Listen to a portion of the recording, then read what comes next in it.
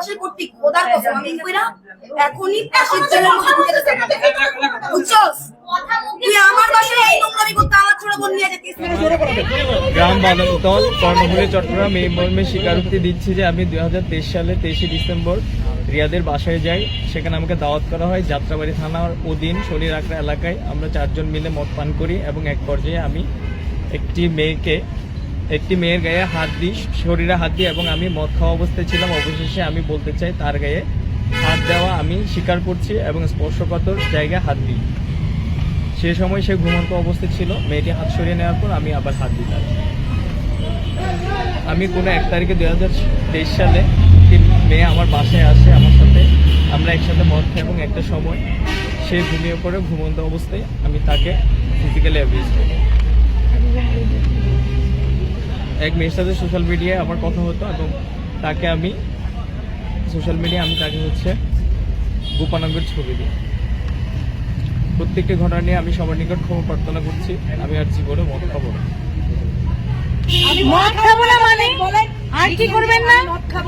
আমি আর কোনো মদ খাবো না। আমি কোনোদিন মেয়েদের সঙ্গে অশালীন আচরণ করবো না। সবসময় মনে রাখবো যে এটা যেন আমারও না হয় এবং কেউ যেন এটা না করে।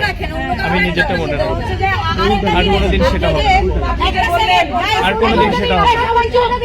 সবাই চুপ।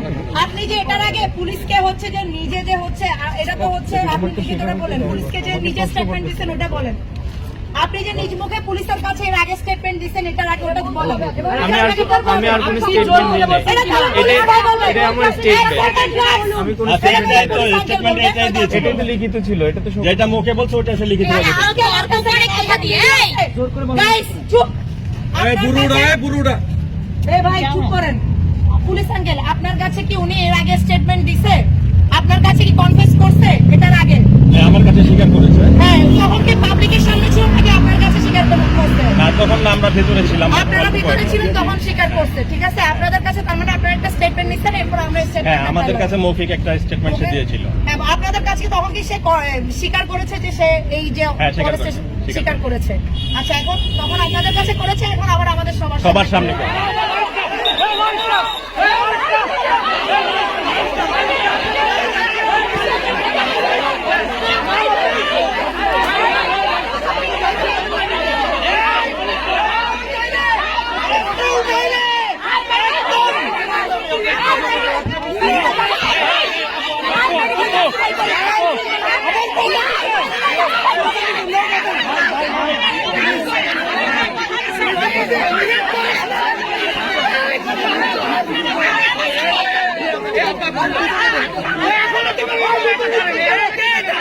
স্টেটমেন্টটা যখন লিখি তখন আপনারা সবাই ছিলেন, পুলিশ ছিল, সেনাবাহিনীও ছিল। তো আমার স্টেটমেন্টের বাইরে আমি কিছু করি নাই, সেটা আমি মেনশনও করবো না। আমি সেম স্টেটমেন্ট আবার করবো, কারণ আমি স্টেটমেন্ট সবার সামনে লিখেছি। আমি এর বাইরে কোনো কিছু করি নাই যেটা আমি স্বীকার করবো। এখানে আমি যা লিখছি আপনাদের সামনে সব আমি স্বীকার করছি। এখানে স্টেটমেন্ট দেওয়ার সময় পুলিশ